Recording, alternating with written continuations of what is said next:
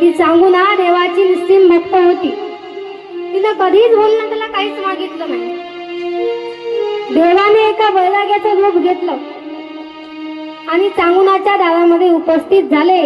अलख निरंजन, अलख निरंजन म्हणून आवाज दिला. चांगुना हातामध्ये सुकडा घेऊन बाहेर आली. त्यामध्ये धान्य आणलं. बैरागी दारामध्ये आला. एकटी चांगुना नाही आली, तितक्या 2-4 स्त्रियाही आल्या. त्या स्त्रियांनी त्यांच्या हातामध्ये, त्यांच्या झोळीमध्ये धान्य टाकलं. जेव्हा ही चांगुना टाकायला गेली ना, तेव्हा तो बैरागी म्हणाला, तुझं धान्य मी घेणार नाही. आम्ही निपुत्रिकाचं धान्य घेत नसतो. तुला पोटी संतान नाही म्हणून तुझं धान्य मी स्वीकारणार नाही. परीक्षाच पाहायची होती, काही मागते का. चांगुना म्हणाली, देवा रडायला लागली. अहो, माझ्या पोटी मुलबाळ नाही, हा काय माझा दोष आहे. अहो, मी पुत्रिक आहे, हा काय माझा दोष आहे. भगवान भोलेनाथ त्यांची रोज पूजा करते मी.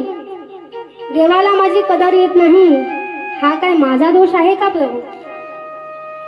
एवढी भक्ती करूनही त्या भगवान भोलेनाथाला असं वाटत नाही की हिच्या पोटी संतान द्यावी. हा का माझा दोष आहे का प्रभू. माझ्या पोटी संतान नाही, मी काय करू. या दारामध्ये आजपर्यंत कितीतरी साधू संत येऊन गेले, पण कुणाचा आशीर्वाद नाही लागला. कुणाच्या आशीर्वादाने मला पोटी संतान झालं नाही. हा काय माझा दोष आहे का प्रभू.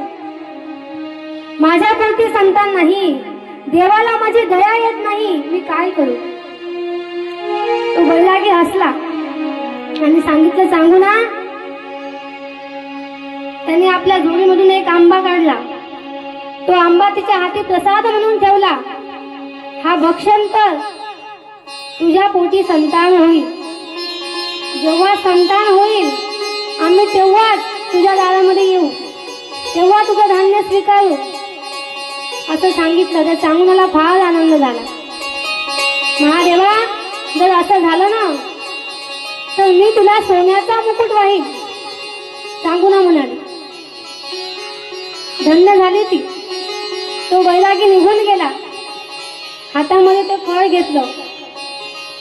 पती घरी आला रात्री. एकटी फळ घ्यायची, त्याला दाखवू दाखवू खायची. त्याला असं वाटलं आपल्याला का देत नाही, तुम्हाला द्यायचं नाही म्हणे. एका बैराग्याने दिलं. सगळी हकीकत सांगितली. ते फळ खाल्लं.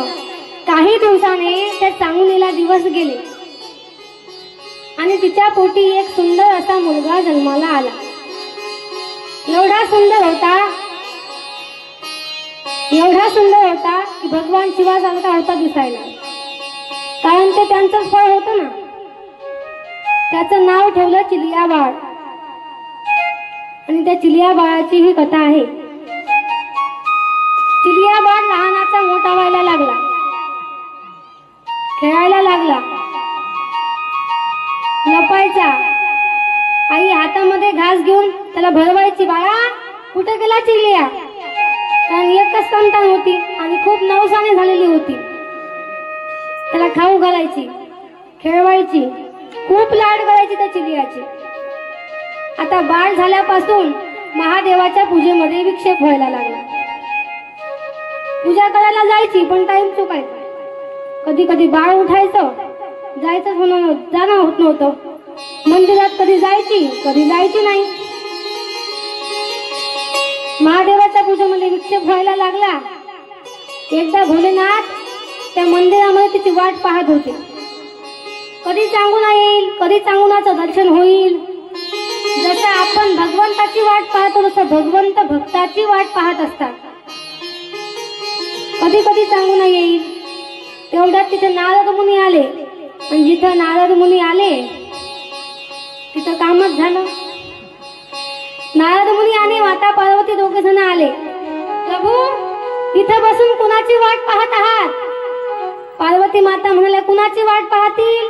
त्यांची भक्त नाही का चांगुना, तिचीच वाट पाहत आहे. पार्वती माता म्हणाल्या, चांगुना काही आता यायला लागली नाही. आता उशीर करते, नित्यनेमाने मंदिरात येत नाही. नारद महर्षी म्हणतात, हे भगवान भोलेनाथ भोलेच आहेत ना हो, यांना समजत नाही हे मानव कसे आहेत. जोपर्यंत यांची इच्छा पूर्ण होत नाही तोपर्यंत हे देवाचं भजन करतात. तसंच आहे ना आपलं. एकदा का यांच्या मनातली इच्छा पूर्ण झाली, गेला देव कुठं, काही घेणं देणं नाही देवाचं. पण भगवान भोलेनाथ म्हणाले, नारद महर्षी माझी चांगुना तशी नाही बरं, माझी चांगुना तशी नाही, ती माझी निस्सीम भक्त आहे. मला विश्वास आहे माझ्या भक्तीवर, माझ्या भक्तावर विश्वास आहे, माझी चांगुना तशी नाही. नारद महर्षी म्हटले, हा काय सांगसान तुम्ही, असं थोडी असते. तिला बाळ झाला त्यापासून ती आली का इथं, नाही आली प्रभू, तुम्हाला काही समजत नाही. जर असं असेल ना, घ्या तिची सत्व परीक्षा. तिला तुम्ही चिलिया बाळ दिला ना, तिला तोच बाळ वापस मागा, बरं देते का ते. नाही नाही नारद महर्षी, सांगू ना तशी नाही हो, सांगू ना माझी भक्त आहे, सांगू ना असं करणार नाही. अहो आहे ना तशी ती, घ्या ना मग परीक्षा. परीक्षा घ्यायला भीता काय तुम्ही, नाही नाही मी कशाला कुणाला भिऊ. ठीक आहे, मी माझ्या भक्ताची परीक्षा घेतो. पार्वती माता म्हणाल्या, असेच चालले का परीक्षा घ्यायला, नाही म्हणे. एका साधूचं रूप घेतलं, एवढं रूप असं घेतलं, डोळे एकदम लाल लाल केले, जटा वाढवलेल्या, हातामध्ये एक पातळ घेतलं आणि गेले चांगुनेच्या दारात. दारात गेले आणि आला निरंजन म्हणून आवाज दिला. चांगुना नेमकीच देवाच्या पूजेला चालली होती, महादेवाच्या पूजेला निघाली होती. तितक्यात हे गेले, म्हणाले प्रभू या ना आतमध्ये. ते म्हणाले, नाही तू देवाच्या पूजेला चालली वाटते, जा आम्ही कधीतरी येऊ. नाही नाही प्रभू, तुम्ही आले ना, तुम्हीच माझे देव आहात, मी तुमचीच भोलेनाथ समजून पूजा करणार.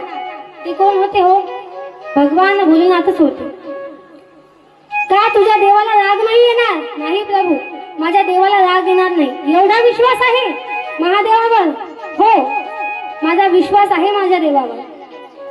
घरामध्ये घेतलं, त्यांचं पूजन केलं, पाय धुतले, पायाला कुंकू लावलं, कपाळाला कुंकू लावलं, त्यांचं पूजन केलं. सांगितलं स्वामी तुम्ही आले ना, आता जेवण करून जा, तशी जाऊ नका. नियम होता चांगुनाचा. ते म्हटले ठीक आहे, आम्हाला जेवायचं आहे, पण आम्ही इच्छा भोजन जेवणार आहे. आम्ही जे इच्छा करू तुला ते करावं लागेल. हो प्रभू, सांगा ना तुम्हाला काय खायची इच्छा आहे, पुरणपोळीचा स्वयंपाक बनवू का. तो बैरागी हसायला लागला. सांगू ना आम्ही काही पुरणपोळी खाणारे नाही, आम्ही स्मशानात राहतो, आम्ही मांस खाणारे आहे. प्रभू आमच्या गावात मांस शिजत नाही हो, आमच्या घरी कसं काय शिजेल. जाऊ दे मग, जातो मी निघून. नाही नाही प्रभू तुम्ही सांगा ना, मी तुमच्यासाठी मांसही शिजवे. पण ऐक सांगू ना, मला आज नरमांस खायची इच्छा आहे. तिला तर धक्काच बसला, नरमांस कुठून आणायचं, आणि तेही ऐक तुझ्या घरात कोण कोण आहे. सांगितलं प्रभू मी आहे, माझे पती आहेत, माझा छोटासा बाळ आहे, त्याचं नाव आहे चिलिया. मग आज आम्हाला त्या चिलियाचं मांस खायचं आहे. असं ऐकल्याबरोबर धरणीवरच पडली मायबाप.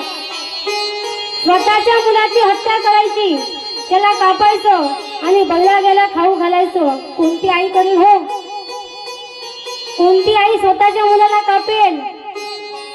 नाही कापू शकत. अरे आई एवढं प्रेम या जगात नाही. स्वामी तिन्ही जगाचा आई विना भिकारी म्हणतात. आई सारखी माया कोणी लावू शकत नाही. एकदा बाप गेला तर चालतो, पण आई अगोदर गेली नाही पाहिजे. जाऊ नाही म्हणजे सबसे बड़ी है माँ, सबसे बड़ी है माँ, सबसे बड़ी है माँ, सबसे बड़ी है माँ, सबसे बड़ी है माँ,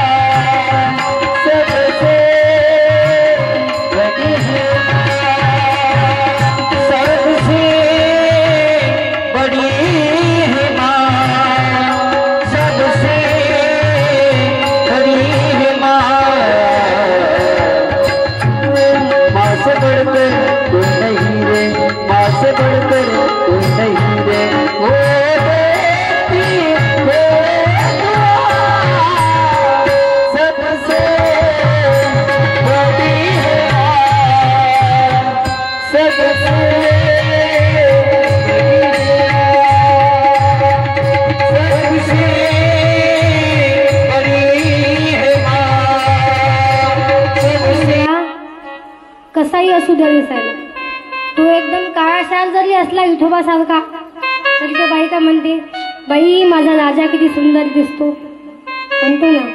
एखाद्या बाईचा मुलगा तो शेंबळा जरी असला तरी तिला तो कोण वाटतो? राजा वाटतो का नाही? हे आईचं प्रेम असतं. आईला कितीही लेकरं असले तरी कमी असतात बरं का. ते काय टाकून देते का? ते मुकं असलं, बहिरं असलं, पांगळं असलं तरी काय म्हणते, बाई माझा राजा आहे. कारण आईचं प्रेमच वेगळं आहे ना. ती म्हणाली, साधू महात्मा हो, मी माझ्या मुलाला माझ्या स्वतःच्या हाताने कसं काय कापू? मी हे करू शकत नाही. तो बैरागी म्हणाला, ठीक आहे, तू जर हे करणार नाही तुझं सत्व हरण करून मी निघून जाईल. नाही हो, असं करू नका. आजपासून कधीच या दारामधून कोणीच विन्मुख गेलं नाही मायबाप. तुम्हीही जाऊ नका. नकर नर माणूस शिजाव. ती म्हणाली, मला विचार करायला टाइम द्या. घरामध्ये गेली. चिलियाबाळ खेळत होता. त्याचे गुरुजी आणि तो बसलेला होता. गुरुजी शिकवत होते की या आई सारखं या जगात दुसरं कोणी नाही. देवापेक्षाही श्रेष्ठ आई आहे. आणि आपल्या आईने आपल्याला काहीही सांगितलं तरी केलं पाहिजे. आपल्या कातड्याचे डोळे गेले आणि तिच्या पायात घातले तरी तिचे उपकार फिटू शकत नाहीत. एवढ्या आईचा महिमा आहे सांगत होते.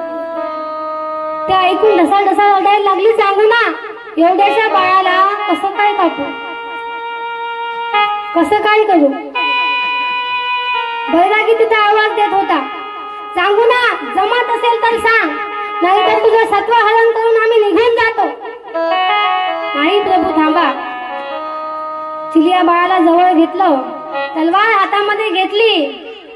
आता कापणार. तेवढ्यात तो बाळ म्हणाला, आई अगं मला भूक लागली ग. आई मला खायला दे ग. आई मला भूक लागली. सांगून म्हणाले, बाळा तुला इथे भूक लागली आणि तुला खाण्याची भूक त्या बैराग्याला लागली. बाळ विचारतो, अगं आई कोण बैरागी आहे तो? त्याला काय पाहिजे ते दे ना. बाळा त्याला तुला काहीसा आहे. म्हणला, आई अगं मला मारू नको ग. मी एवढासा आहे. मी तुझं ऐकत नाही म्हणून तू मला मारत आहे का ग आई? मी तुझं सगळं ऐकेन. आई मला मारू नको ग. आई मला जीवन जगायचं आहे अजून. तू चिलिया बाळ बोलतो, आई नको ना ग मारू मला. ते बाळ म्हणता, आई मला मारू नको ना ग. तू मला का मारते? ती म्हणली, बाळा मला तुला मारायचं नाही रे, पण तुला जर मारून त्याला मांस शिजवून खाऊ घातलं नाही तर तो माझं सत्व हरण करून निघून जाईल. तेव्हा तो 5 वर्षाचा चिलिया बाळ बोलतो, अगं आई तुझं सत्व हरण जर होत असेल तर तू मला नक्की मार. कारण आमचे गुरुजी सांगतात की आई सारखं या जगात कोणी नाही. आपल्या कातळ्याचे जवळ करून तिच्या पायात घातले तरी तिचे उपकार आपण फेडू शकत नाहीत. मार आई मला. हातामध्ये तलवार घेतली मायबाप आणि त्या चिलिया बाळाचं मस्तक कापलं ते आईने. ते सांगून आले, चांगलं चांगलं मांस कापलं. काय व्यथा असेल हो तिची, काय अवस्था असेल. 9 महिने ज्या मुलाला वाढवलं त्यालाच कापून दुसऱ्याला खाऊ घालत आहे. आता मांस कापलं, त्याची भाजी केली आणि सांगितलं, बाबा तुमचं जेवण तयार आहे. त्यांना आनंद वाटला की सांगूना परीक्षेमध्ये पास होत आहे. आता ताट वाढलं, जेवायला बसणार. एवढ्यात नारद मुनी आले. देवा तुम्ही पागल आहे, तुम्हाला काही समजत नाही. काय झालं नारदला? आता काय झालं? अरे तिनं मांस कापलं स्वतःच्या मुलाचं आणि मला खाऊ घालायला आणलं. अहो म्हणे तिनं काय केलं माहितीये का? जे धड आहे त्याचं मांस शिजवून तुम्हाला खाऊ घालत आहे, पण जे मस्तक आहे ना त्या बाळाचं ते घरात शिंक्यावर टांगून ठेवलं म्हणे, ते नाही शिजवलं. आला राग अजून भगवान शंकरांना. सांग ना, तिला आवाज, बाहेर आहे. काय प्रभू आता काय झालं? अरे या देहाचं काही नाही, पण हे मस्तक पंचतत्वापासून बनलेलं आहे. पण तू त्या बाळाचं मस्तक शिंक्यावर टांगून ठेवलं. आम्ही जेवणार नाही, तुझं सत्व हरण करून निघून जाऊ आम्ही. सांगून म्हणाली, महाराज एवढं तरी राहू द्या. पुन्हा आयुष्य काढायचं आहे माझ्या बाळाविना. त्याला चांदीमध्ये बनवून देवालयात ठेवीन. असा विचार होता. ते काही जमणार नाही. ते मस्तक शिजून आणशील तर आम्ही जेवू, नाही तर जेवणार नाही. ती चांगला म्हणाली, आता एवढं सगळं दिलं, माझ्या मुलाचा प्राण गेला, त्या मस्तकाचं काय करणार? पण तुम्ही दुष्ट होऊ नका, तुम्ही दुष्ट होऊ नका प्रभू. ते मस्तक आणलं चिलिया बाळाचं, पण तो बैरागी म्हणाला, हे मस्तक कांड, नंतर शिजव. पण मस्तक कांडताना रडू नको, ओव्या म्हण, भजन म्हण, आनंदात हे मस्तक कांड आणि आम्हाला खाऊ घाल. का हो, तिला आनंद झाला असेल का? स्वतःच्या बाळाला काढताना त्या स्त्रीला आनंद झाला असेल. तुमच्या बाळाला थोडस लागलं तर आपलं मन किती कचकतं. त्याला ताप येऊ दे फक्त, आई रात्रभर झोपत नाही, बाई माझा मुलगा बिमार आहे, त्याला चांगलं वाटत नाही, बरं वाटत नाही, रात्रभर झोपते का आई? स्वतःच्या मुलाला कापून त्याला खाऊ घालायचं किती कठीण. ते मस्तक घेतलं, ते कांडायला लागली आणि गोळ्या म्हणायला लागली. ती चांगला म्हणते, समजाऊ कशी मी तुझशी चिलिया बाळा, लाचारसे आज आईचा पाना. तू देवा घरी आला, सर्वांचा होऊन उगला.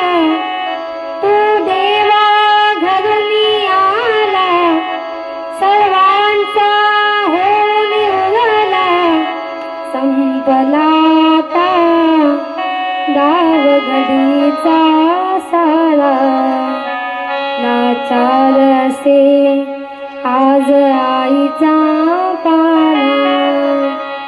समजाऊ कशी तुझशी चिलिया बाळा, लाचारसे आज आईचा पाना. अतिथी दारी आले, मातेला वेठीस धरले. अतिथी दारी आले, मातेला वेठीस धरले. सतवास उतरली आज आईची माया, लाचारसे आज आईचा पाना. भजन म्हणायला लागली, रडायला लागली. ते मस्तक काढलं, ते शिजवलं मायबाप आणि त्या बैराग्याला ताट आणलं वाढून. प्रभू आता तरी जेवण करा, आता काहीच नाही राहिलं, माझ्या बाळाला पुन्हा संपवलं, तुम्हाला खायला आणलं, प्रभू खा ना. तो बैरागी म्हणाला, आम्ही एकटे जेवणार नाही, गावातले 10-5 लोक बोलवा, त्यांच्यासोबत आम्ही जेवण करू. सांगून म्हणाली, महाराज ते होणार नाही, आमच्या गावात कोंबड्या जरी कापल्या तरी 1 महिना कोणी जेवण करत नाही, ते होणार नाही मायबाप, तेवढी कृपा करा, कोणी येणार नाही जेवायला. ठीक आहे म्हणे, तुमच्या घरातले तुम्ही सगळे बसा तर मी जेवण करणार. तुझा पती कुठं आहे? अहो माझा पती बाहेर गावी गेला, ते यायला खूप उशीर आहे, आम्ही तो येईपर्यंत थांबू, तो आल्यावर जेवण करू. स्वतःच्या मुलाला खायचं सोपं आहे का? जेव्हा तो पती घरी आला, सांगितलं, त्या पतीने काय केलं, आपल्या मुलासाठी एक सुंदर मुकुट आणला. त्या चांगुणाला दाखवला, बघ ना आपल्या बाळाला सुंदर मुकुट आणला, चिलिया बाळाला किती सुंदर दिसेल ना हा. ते चांगुणा अजूनच रडायला लागली. आता बाळच जायला नाही तर मुकुट कुठं लावायचा? तुझा पती विचारतो, ग काय झालं, तू अशी दुःखी का आहे? प्रभू आपल्या घरी एक बैरागी आलेला आहे, त्याला तुमच्यासोबत जेवायची इच्छा आहे. ठीक आहे ना, मग चल पटकन. संत महात्म्यांना थांबवू नाही, वाढतात. जेवायला बसले तिचा पती आणि ती बैरागी. तो बैरागी कोण होता? महादेव होते. ते भगवंत भक्ताची परीक्षा पाहत असतो. सांगूनला म्हणाले की तू सुद्धा जेवण कर. दोघंही बसले. आता जेवण प्रभू, अजून सांगितलं तुमच्या घरात अजून कोण आहे? तिचा नवरा बोलला, प्रभू आम्ही दोघं आहे आणि आमचा बाळ आहे चिलिया. बोलवा ना तुमच्या बाळाला सांगू ना, रडायला लागली. हो प्रभू, असं कसं बोलता? चिलिया बाळाला तर शिजवून तुमच्या पुढे आणलं ना. सांगू नये, तू जर महादेवाची खरी भक्त असशील ना, तू जर पतिव्रता असशील ना, दे तुझ्या बाळाला आवाज. आज पाहू दे तुझी भक्ती केवढी आहे. जर तू खरी महादेवाची भक्त असशील, तुझा बाळ नक्की परत येईल. ती चांगला ताटावरून उठली आणि आवाज दिला, चिलिया बाळा, ए चिलिया, कुठे आहेस तू? असा आवाज देता बरोबर माता पार्वती त्या चिलिया बाळाला घेऊन आली. देव फक्त परीक्षा पाहत होता की चांगुना परीक्षेमध्ये खरी उतरते की नाही. आणि चांगुना परीक्षेमध्ये खरी उतरली मायबाप. म्हणून तुम्हाला सांगते, देवाची भक्ती करताना कधी आपल्यावर कोणता प्रसंग येईल सांगता येत नसते. म्हणून त्या परीक्षेमध्ये आपण पास झालं पाहिजे. तुम्ही टेन्शन घेऊ नका.